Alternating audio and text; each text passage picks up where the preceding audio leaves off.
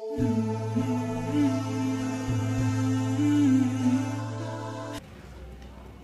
আলাইকুম ওয়া রাহমাতুল্লাহ।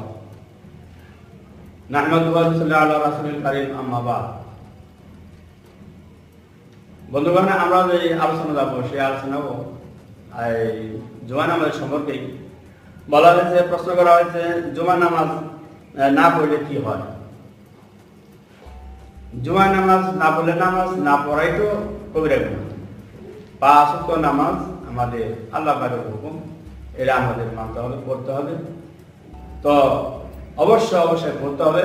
যারা পড়ে না তাদের অনেক বড় অন্যায় হইতেছে, আল্লাহ পাকের কাছে জবাবদিহি করতে হবে। তবে শুনুন, হাদিস শরীফে আছে এরকম, যেমন ফজর নামাজ পড়লে জোহর নামাজের মাঝখানে কোনো বান্দা যদি কোনো অন্যায় অপরাধ করে থাকে বলে আল্লাহ রাব্বুল আলামিন সেগুলো মাফ করে দেয়।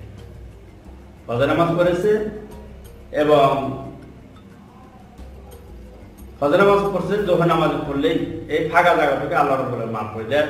এবং জোহর থেকে আবার আসর পর্যন্ত যে ব্যক্তি নামাজটা পড়লো, আদায় করে নিল, এই ফাঁকা জায়গাটাকে আল্লাহ রাব্বুল আলামিন তার ছোটখাটো গুনাহগুলো মাফ করে দেয়। এবং আসর থেকে মাগরিব থেকে এশা, এর সাথে সারা রাত আবার ঘুমাই গেল। এইভাবে 1 দিন, 2 দিন, 3 দিন, 7 দিন চলে গেল, 1 সপ্তাহের পর আবার জুমা নামাজ আসছে। এই জুমা নামাজের মধ্যে এর ফাঁকে ফাঁকে যদি কোনো ভুল ত্রুটি বান্দা করে থাকে এবং আল্লাহ যদি ক্ষমা চায়, আল্লাহ রাব্বুল আলামিন জুমা নামাজের মাধ্যমে সারা সপ্তাহ সম্পূর্ণ মাফ করে দেয়। সুবহানাল্লাহ। এই জন্য আর যদি একটা আলসি করিয়া ইচ্ছাকৃত ভাবে যাই না শুইনা পড়ে যায়, একে 3টি জুমা নামাজ আদায় করবে না, কাজা দিয়ে দিবে, এই ব্যক্তির নাম মুসলমানের লিস্ট থেকে নাম কাটা যাবে। আদম শুমারিতে তার নাম থাকতে পারে, কিন্তু মুসলমানের লিস্টিতে তার নাম থাকে না। অবশ্য জুমা নামাজ আমাদের পড়তেই হবে।